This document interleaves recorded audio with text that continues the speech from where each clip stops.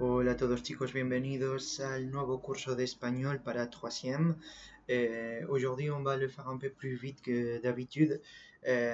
Pour la correction des devoirs, je vais le faire petit à petit et de manière personnalisée, d'accord? Alors je vais vous envoyer tous les exercices comme d'habitude déjà corrigés. Et si vous avez quelques questions, vous pouvez voir les directs que nous avons fait la semaine dernière, d'accord? Vous avez les links sur Pronote ou sur le mail que vous avez envoyé pour les mails d'espagnol qui dit direct. D'accord? Alors, on va vous montrer les trois choses qu'on va faire aujourd'hui. La première chose, le but d'aujourd'hui, c'est parler de Pablo Ruiz Picasso, el pintor español, ¿de acuerdo? Después de hablar de Picasso, vamos a hablar de las actividades que hay que hacer, que se llama de pequeño, c'est l'activité, d'accord, pour vous préparer au devoir. Y finalmente vamos a hablar de los deberes para la semana que viene. Atención, les devoirs pour la semaine prochaine, c'est aussi aujourd'hui en QCM. Mais vous inquiétez pas, c'est pas les mêmes notes que la dernière fois. Et cette fois, c'est comme une activité, ça veut dire en 0,5. C'est pas un coefficient plus grand. Mais du coup, il faut le faire de manière obligatoire aussi. Et comme d'habitude, que pour faire le QCM, vous savez déjà les 10 sur 20, d'accord? Qu'est-ce qu'il y aura les QCM? Je viens de finaliser, d'accord? Je peux déjà vous montrer les activités, d'accord? Vous pouvez voir ici toutes les questions. Je vais vous demander pour Picasso. Et ça, c'est aussi quelque chose de Picasso qu'on va voir. Des expressions qu'on va faire dans les activités. Et aussi réviser l'imparfait, d'accord? Toutes les choses, on va les voir dans cette vidéo, d'accord? Alors, je reviens ici. Pablo Ruiz Picasso. ¿Quién es Pablo Ruiz Picasso? Muchos de vosotros ya lo conocéis porque en Cinquième fuimos al Museo Picasso de París. Pablo Ruiz Picasso es este hombre de aquí y como digo es un pintor español, c'est un peintre español. ¿Cuál es su cuadro más importante? Son tableau le plus important es el Guernica, que también lo tenemos aquí, el Guernica de Picasso. Ce tableau c'est très important parce qu'il parle de la guerre civile espagnole. Pas mal d'entre vous en cinquième, vous l'avez déjà étudié et analysé, mais on va revoir aujourd'hui quand même. Et c'est quoi l'importance de Picasso? ¿Por qué es tan importante? Bueno, Picasso ha inventado el cubismo, el estilo artístico cubismo, que en francés decimos le cubisme. C'est quoi le cubisme? Je vais le dire en français pour, comme vous pouvez voir, je suis en train de mélanger de cette manière-là, vous êtes totalement sûr de ce que je dis. Le cubisme, c'est un mouvement artistique, d'accord? Et dans quel c'est quoi le but du cubisme? Le cubisme, en fait, c'est de faire des différents points de vue, d'accord, de peintre. De cette manière-là, c'est comme un cube, on va dire, un objet cubiste. Pour comprendre un peu mieux, on va voir l'évolution du cubisme à Picasso. On peut voir trois tableaux de Picasso, 1, 2 et 3, d'accord, qu'il a fait quand il avait 15 ans, 25 et 90 ans. D'accord? Et dans ces tableaux, il a commencé à faire le cubisme chaque fois plus fort, plus fort. Comme vous pouvez voir au début, quand il avait 15 ans, il a fait un tableau normal, non? Et que ça dessiné de manière normale. 10 années après, avec 25 ans, il a déjà fait le cubisme. Comme vous pouvez voir, les formes, ils commencent à se faire plus rectes, d'accord? Comme un cube, comme quelque chose de géométrique. Et à la fin de sa vie, vous pouvez voir que déjà la forme c'est totalement abstracte. On ne voit pas la réalité, sinon une vision totalement cubiste. Pour analyser un peu plus fort le cubisme, c'est différents points de vue.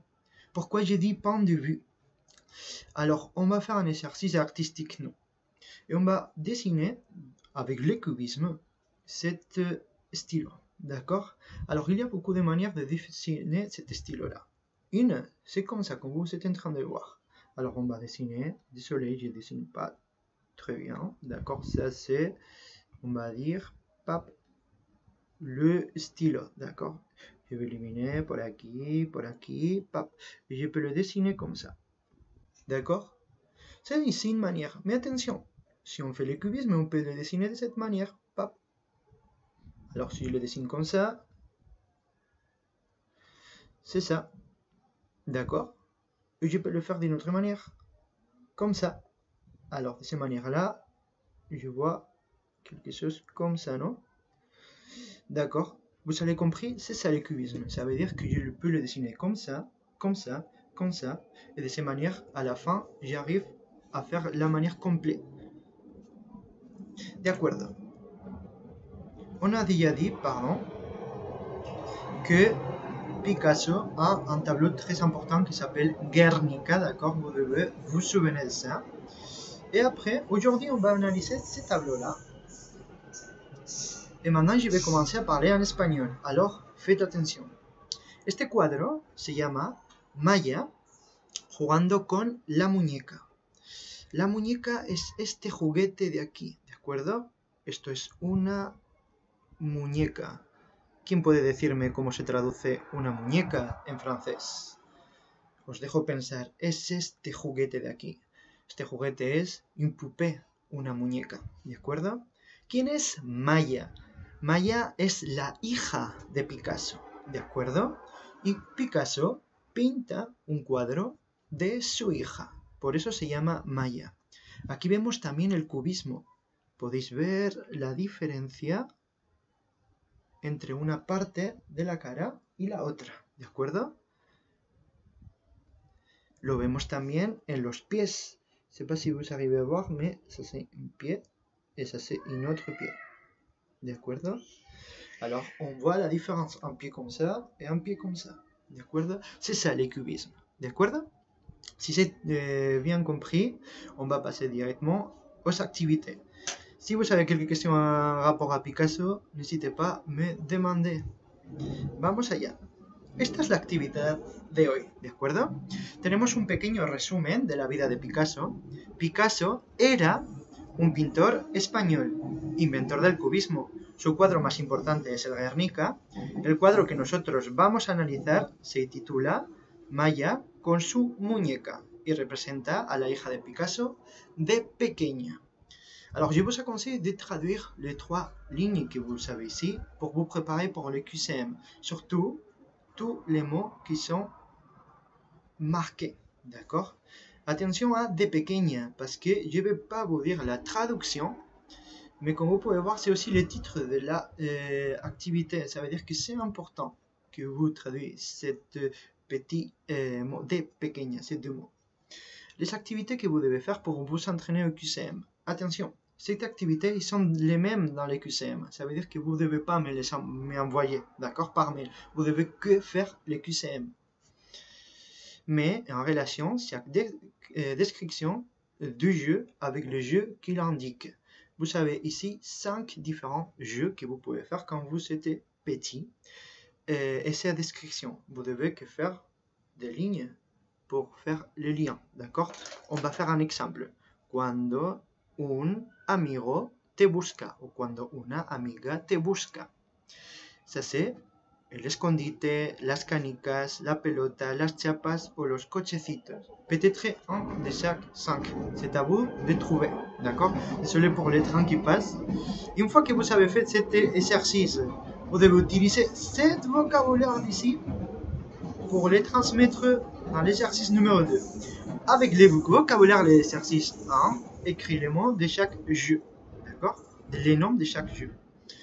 Ici, vous avez une petite partie grammaticale pour nous souvenir de l'imparfait, pour vous dire que l'imparfait n'utilise pas les diphtongues.